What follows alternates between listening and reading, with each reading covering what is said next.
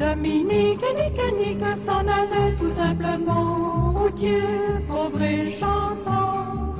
En tout chemin, en tout lieu, il ne parle que du bon Dieu, il ne parle que du bon Dieu.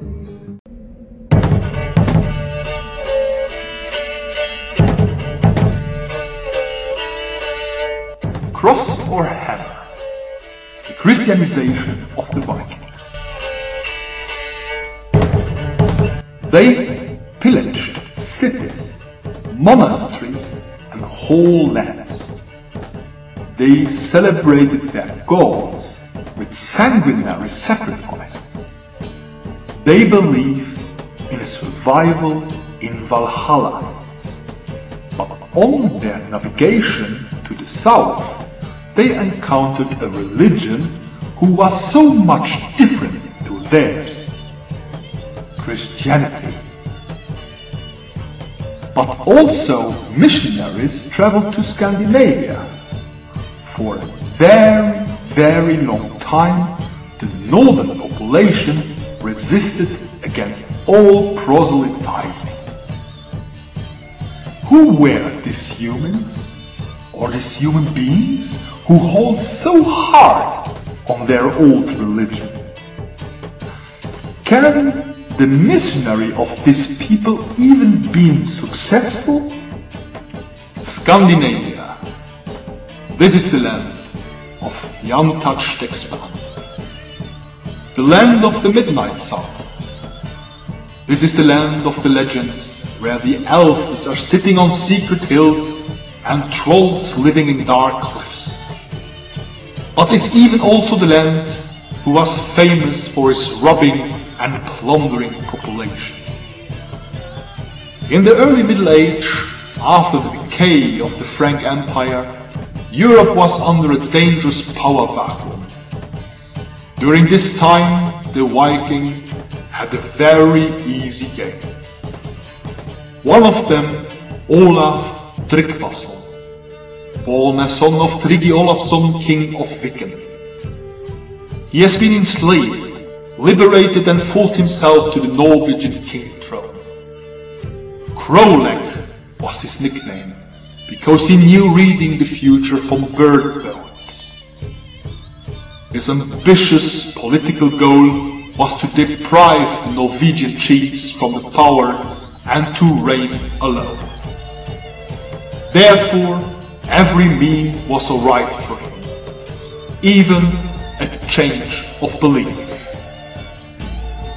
It was convenient for him that Christianity believed that the power of a king is God-given. At his time, this was a convenience for many of the reigning despots. Anno Domini 994, King Olaf Tryggvason was being baptized. A real Christian?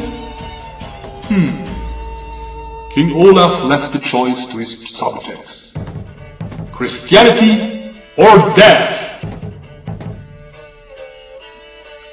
Many Norwegians who maintained their belief and faith fled to Iceland. There they hoped was waiting a better life, and there they can avoid the forced baptism through Olaf Tryggvason's minions. What might be the feelings of these settlers when they put their first feet on this island? They came to a wild country of sparse nature, with wild volcanoes, hot springs, mountains and waterfalls. For them it must be a feeling like arriving in the land of all the myth of their own demons and gods.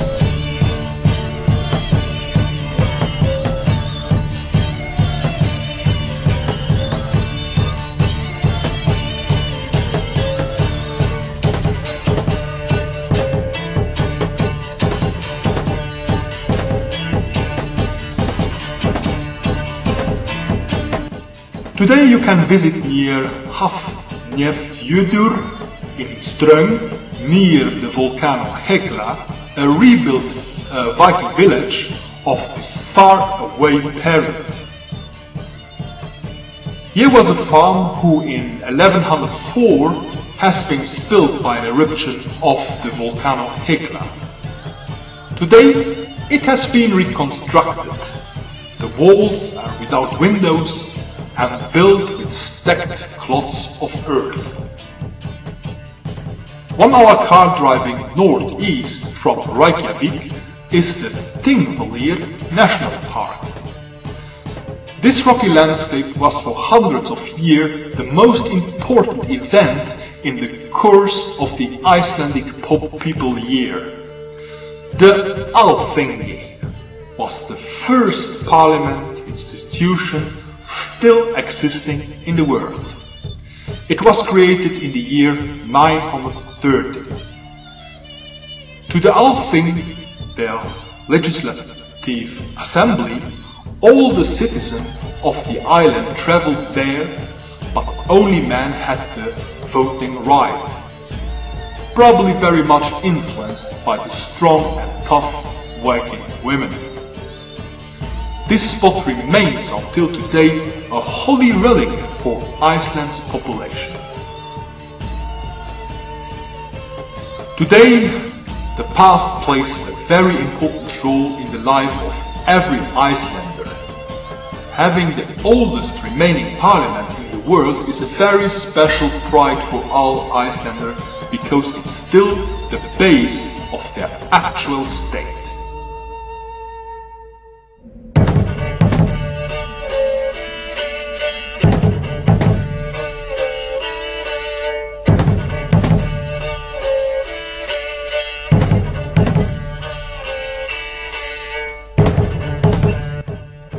In the year 997, Icelanders are still independent and free from the influence of the foreign kings, and they are pagans. But Olaf Tryggvason will change this and send one of his missionaries. But will one man be enough to convert this island people from their faith? I studied ethnology and more especially the migration of the populations and the evolution of languages. In the more recent history of Russia, it's now and only now allowed to make the real research and to admit what was being hidden during the communist time. Russia has been created by the Viking. Even the name of Russia comes from the rower of the Viking boats. In the Slavic language, Rus means nothing else than rower, so a boat rower is a Rus. The most powerful of the northern gods was Odin. On the search to knowledge, he sacrificed one eye, and in this way he became an all-seer. 2 ravens accompanied him. Freya is the goddess of the fertility, the beauty, and the love. Thor is the strongest of all the gods. He was the most worshipped from this military society. He was more venerated than Odin. He was tall, from a rough shape and violent. He was the creator of the thunder. His weapon is the hammer, Mjölnir. Therefore his admirers wear a Thor's hammer as necklace. In Foteviken, Sweden, you can visit a Viking village and learn much more about Norse mythology, and I put you a link below. They believed that their gods were like humans, that they behaved like humans, but for sure they were very, very strong personalities. They ate, they drank, they made love, and they cheated on each other.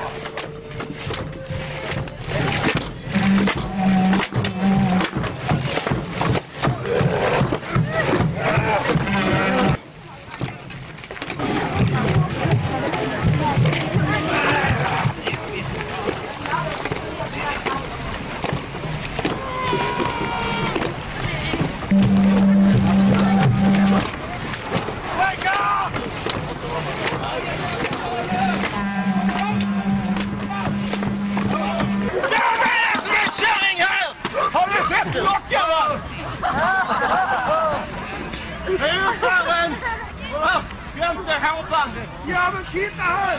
Det växer i alla fall och det är hår. Och det enda som växer på dig, det är lösen här nere. Det är lösen. Jag har sagt till dig, du sa inte ett ljud om min syster.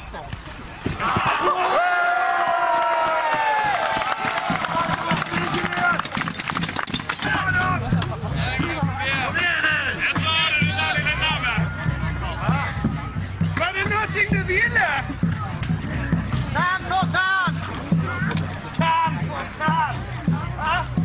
Påminner om alla andra tandlösa kärringar de med sig. Men det är lite.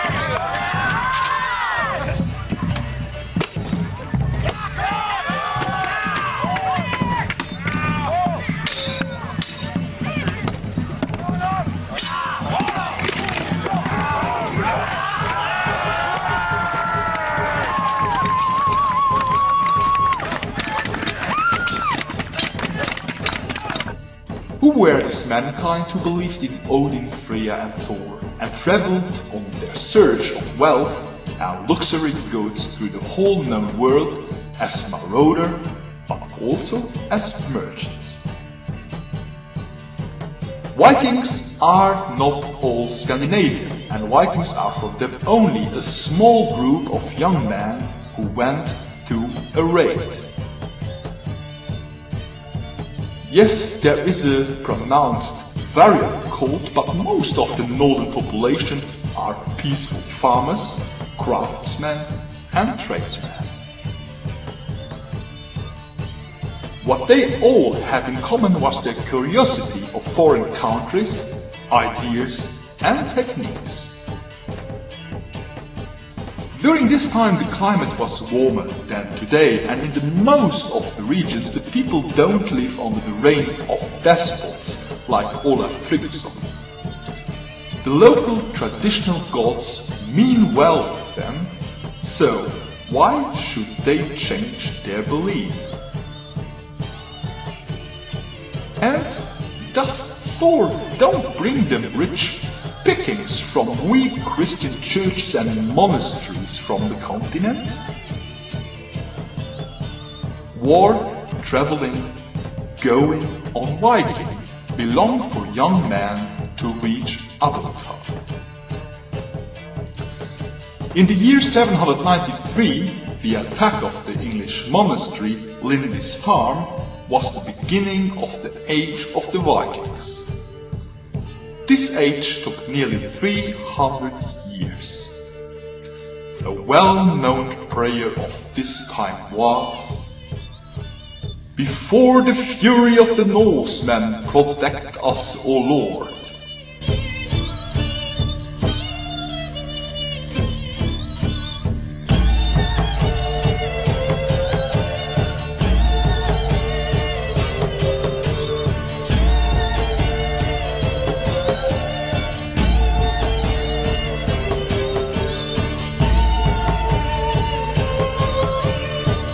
In the beginning, the attacks were only concentrated to England, Ireland and the Frank Empire. No summer without attacks. During the winter, the Vikings stayed at home.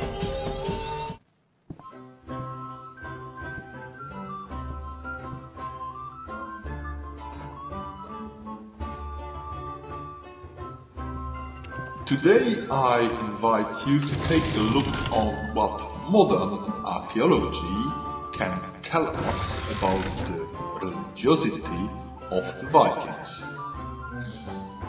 My first station is Uppakra near Lund in southern Sweden. Here in the year 2010 are the excavations of the center of the village dating from the Roman and the late Iron Age, so approximately from the 2nd to the 10th century. This offers us a real sensation. Before this, the whole archaeological and historical community thought without a doubt that the Vikings worshipped their gods only outside in the free nature, here in Uppakra, a ceremonial house was found near to the center of the village. This temple was quite small in area, but if you look how thick the supporting pillars were, it was very high. So that you must have seen it from really far away. I leave you a link below from a video of another YouTuber. Rich findings were made in many other regions, so why we know today that especially here it was a temple? The biggest proof are the buried artifacts, like the Uppåkra chalice and the Uppåkra plate.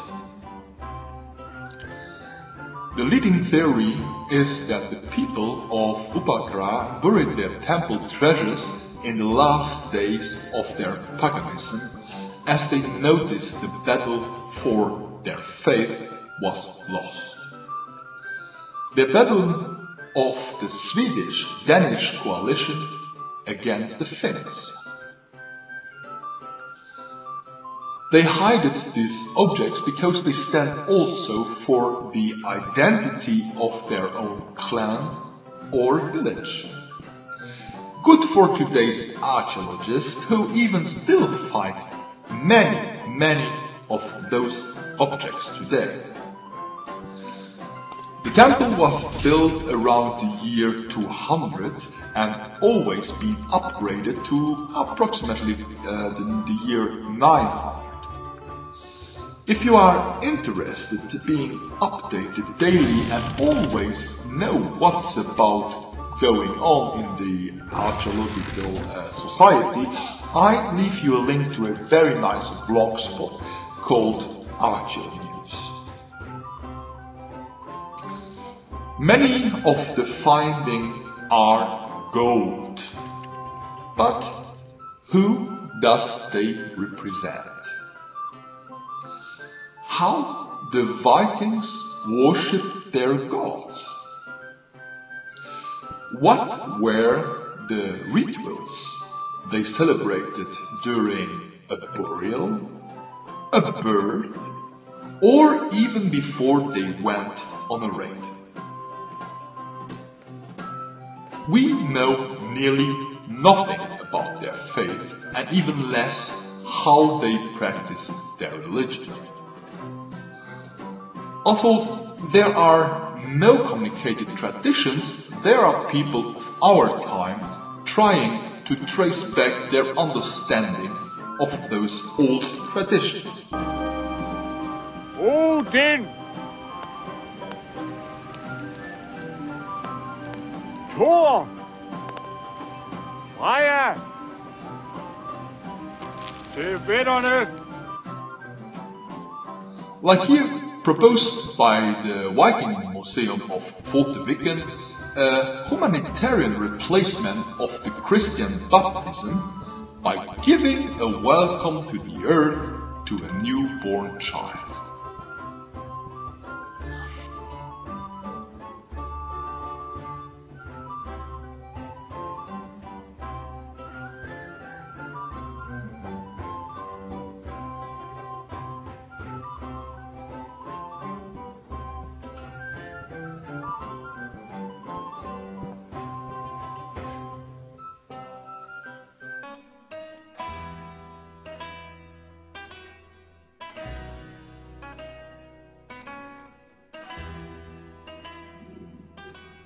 Our full part will guide us what we know were some of the religious practices of the northern populations. Very gruesome details of the old cults are handled. Offerings should vote the gods have mercy, and also the prayers for a good year, fertility, or for success in a Viking raid or luck in a war. Not far from Uppsala, Sweden, every 9 years they offered animals and humans and have hung them in a holy grove. During the Viking time, the gods were worshipped in a very drastic manner. They took 3 cocks, 3 dogs, 3 oxes, and 3 slaves, decapitated them, collected the blood, and went with this blood through the village and aroused the statues of Thor, Odin, and the other gods with this blood. This was called the blood ritual. They offered this blood to the gods in hope that the blood rises up to them. Very often, Swedish archaeologists find evidence for this kind of worship, like the skull of an offered enemy with very big holes in it. During the excavation of the Uppakra temple, many ritually bent weapons of the enemies were found, but also their bones were on this offering site.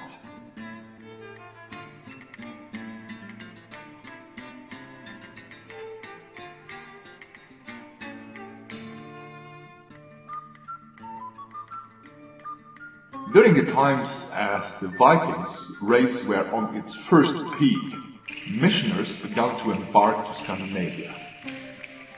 But how could these missioners convince these barbarians to the true and only religion, to Christianity?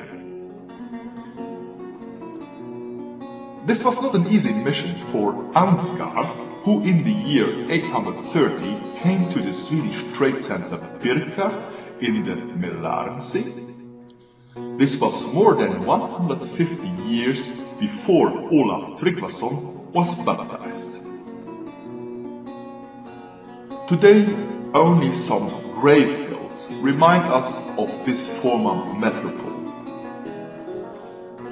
It was with King Björn that Ansgar found open ears, and he even was allowed to build the first chapel in Sweden. For King Björn, this was only a clever chess move, because he wanted a trade agreement with Louis the Pious, the son of Charlemagne. By most of the people, Ansgar had very few success. Nearly nobody was interested in his Christ. Like Ansgar, all other missioners stand before a very hard task. The Scandinavians don't live in big states, but in little kingdoms and chiefdoms. These people are individualists. Each of them will be convinced separately and individually, and the Northmen are not the barbars, how the rest of Europe sees them, but they are pleasure seekers, and physical purity is important for them. They love jewelry and embellishment accessories. For beautiful dresses, no price was too high.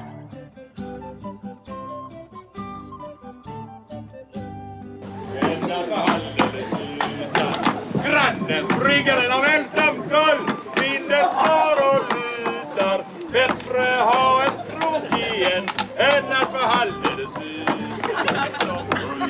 Vinden står och lutar än att få alldeles ut. In the excavations around Birka, and mainly in the graves of the wealthiest Vikings, imported silk from China and also from Persia were found. The gods of this pagan population lives far in the north on a mighty castle called Asgard. Midgard is the world of the humans. Under the humans' world lies the world of the giants and the trolls, named Utgard. Asgard and Midgard are connected with the rainbow bridge Bifrost. Every day, Odin, Freya and Thor rides down this rainbow to join their thinking place to rule the world. But one day this bridge will collapse. The powers of the darkness begin their destroying work. It will be the time of the Ragnarök, the doom of the gods. This is the last battle. During this, the gods will be destroyed. Odin loses in a fight against the Fenrir wolf. Thor dies on the poison of the Midgard serpent Björkmungander. Finally, the giant Sutter burns the whole rest of the world down to ashes. From these ashes, some gods will rise again and the new time will begin. We can't speak over Vikings without speaking about their ships. It's only because of the advanced technology of their ships that they could go on Viking or build their worldwide trade connections in the early Middle Ages. The ships were very handy on sea, but also due to their shallow draft keel could sail or row on small rivers. In the fjord of Roskilde, Denmark, were found in 1962 5 Viking ships, which we call today the Skudelev Ships, and are exhibited in the Viking Ship Museum in Roskilde. The longest Viking ship ever built was over 50 meters long and belonged to the King Olaf Tryggvason. The experimental archaeology has reconstructed these ships to know how efficient they really were.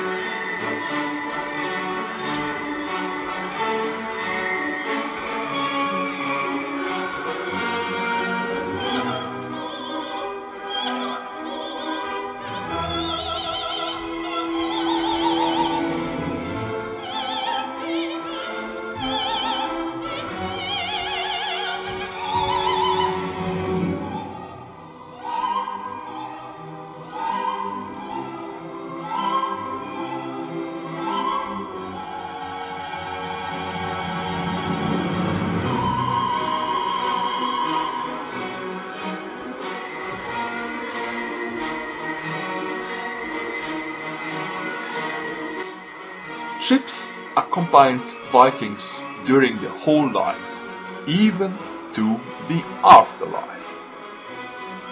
Stones were posed in ship shapes around the graves to allow the warrior to reach Valhalla and to be on Odin's table. In Valhalla they received their guest room, had a rich supper, and in the morning they went back to the battleground. On the battleground they fought bravely until their head was cut down. In the evening the Valkyries came and put the head again on the body, and so they could go as usual to their evening supper on Odin's table to Valhalla. In the battle, the most important was to go to Valhalla. So here you can see the strength of this religion, which was the strength that this religion gave to these warriors. In this religion, the goal was to be killed during the battle.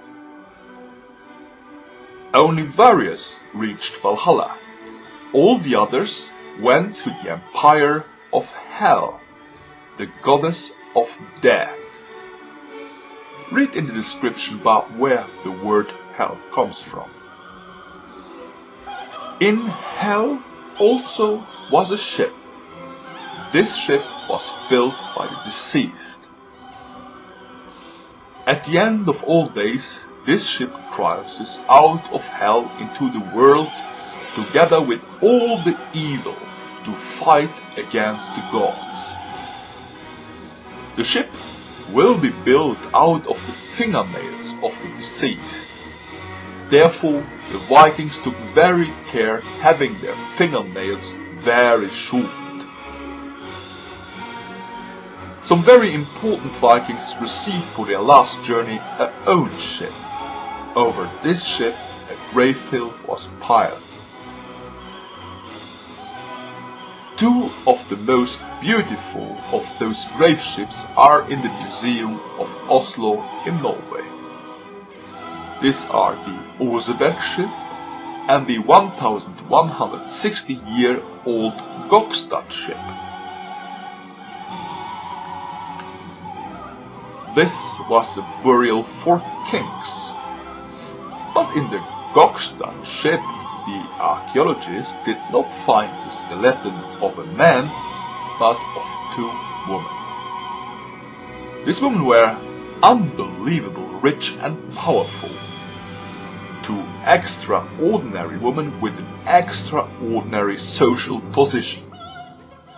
Maybe members of the royal family, political personalities, or even religious leaders. Maybe high priestesses who were connected to the gods. Even there are great findings from this ship, like furniture, a slide, a cart, and rich household appliances. The name and the history of these two women would forever be in the past.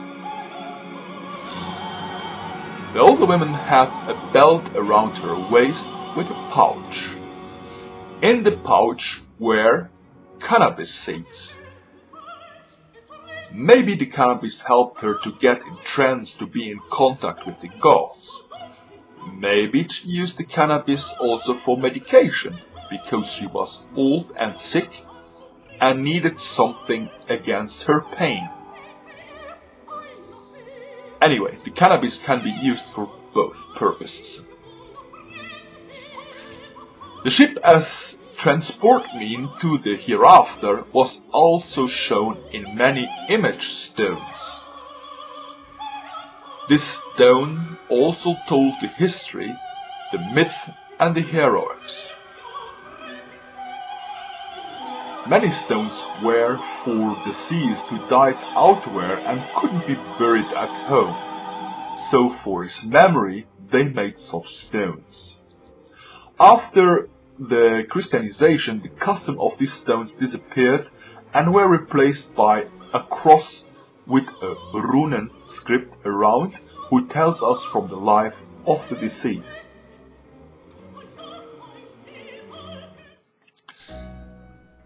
In the 9th and 10th century, generations grew up in fear of the everlasting threat being robbed by the Vikings. No place near the sea or on a river was safe against their raids. 845 they devastated Hamburg. They appeared at the River Loire and raided Nantes, Rouen, Antwerpen, and even 2 times Paris and Cologne.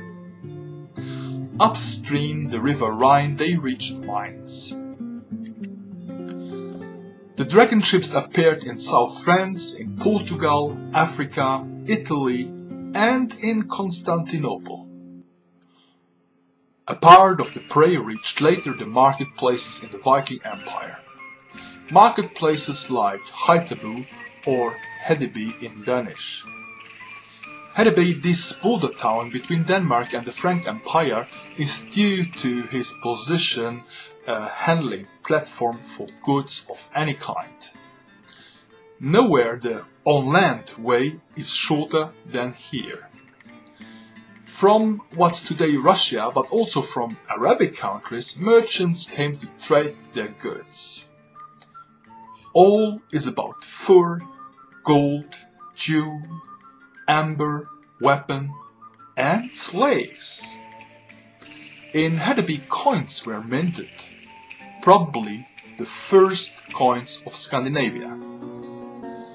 The findings of many iron chains are a clue that the slave trade was also a very important economic part of the Vikings. There are legends of the Archbishop Saint Rimbert, who followed Ansgar to fail the Christianization of the Vikings. The legend tells that with a prayer he burst the chains of a Catholic nun catched by the Vikings. Yeah, but he has to sell his horse to buy her free. Links, as always, are below. Hedeby is with Birka also the first Viking town with a church built for Christian traders. Maybe also for the first baptized Danes. In the sea near the docks, the oldest northern European church bell was found. It's not really known if this bell was plundered from somewhere or if it was a bell from the local church. On the border to the Christian neighbor country, being baptized became commercially beneficial. As a Christian Viking, it became easier to negotiate at the same level with the trade partners. But most of the pagans only agreed to be baptized because they received a new white linen shirt as a gift for the ceremony. Christianity was a religion for the upper and ruling class. They received gifts. The men received weapons and the women received jewelry, and so they accepted Christianity. But for the low population, it worked otherwise. New clothes were promised to them if they come to church on Sunday. While they were getting dressed, a friendly priest dripped some holy water on their heads, and they were secretly baptized. From Iceland, it's well known that there were people who were baptized over 60 times, but in reality they still were followers of Odin and Thor. Norway at the end of the 10th century, and yes, I have to come back again to the King Olaf Tryggvason. He enforced Christianity the most rigorously, but with this, his goal is not reached because not only Norway, but also Iceland should accept the new faith. He has no political power over these proud islanders in the far North Sea. Therefore, he sends the missioner Thangbrand to Iceland. Thangbrand was a man who united the Christian faith and the unscrupulousness in one personality. He was a charismatic blackjack. 2 years Thangbrand stays on the island. Many legends curse around his person. So that he killed 2 poets who did lampoons over him, also a berserk and a pagan witchmaster who put a spell on him. Another legend tells him defending himself against a sword with only a wooden cross as a shield. Where Thangbrand preached, he caused a stir. Some admired him and some hated him. He split the society. Christianity was known in Iceland at this time only from the Irish slaves. At the end, Thangbrand has been banned from Iceland due to his multiple acts of violence. He could only convert a small part of Icelanders. He leaves a split society who after him had repeatedly religious conflicts. The runes here in the lava stone says, "Enter on your own risk." This place is the Thing place, the place where the people came together to discuss and resolve their problems before the Christianization of Iceland. Olaf Tryggvason was not the first baptized king of the Vikings.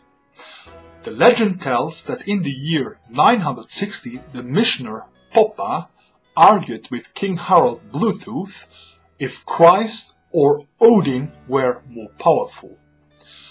Poppa wore an iron glove red heated by fire without being burned, and so Harald agreed to his baptism with all his men. It's a nice legend who divert us from the real political reason. Harald knew that the German Emperor Otto wanted to invade the Danish Jutland, and to avoid this, he made the Danes become Christian.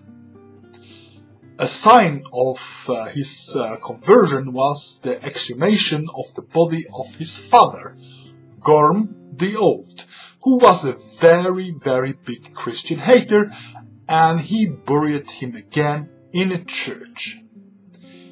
He was the first Viking king who converted his subjects under force. In Jelling, next to the church, he built an image stone. This stone is the oldest representation of Christ in Scandinavia. Up to the year 1700, you could see how the stone was painted. The baptism was benefic for Harald Bluetooth because he received from Emperor Otto enough money to build an army and to conquer South Sweden. He made the dance to Christians by dictation. This was a good idea because like this he became the head of religion. The old religion was a natural religion and everyone could practice their own rituals by themselves. In Christianity, the king had to say, "This is now our religion and I received my power from God." The Vikings were always pragmatic. With Christians they pretend being Christians, but with their brothers they knew that they reminded disciples of Odin. In their craftworks you can see that the Viking goldsmiths had the same form they used to pour crosses than they used to pour Thor hammers to expand their clientele. They had used to other gods joining the circle of gods.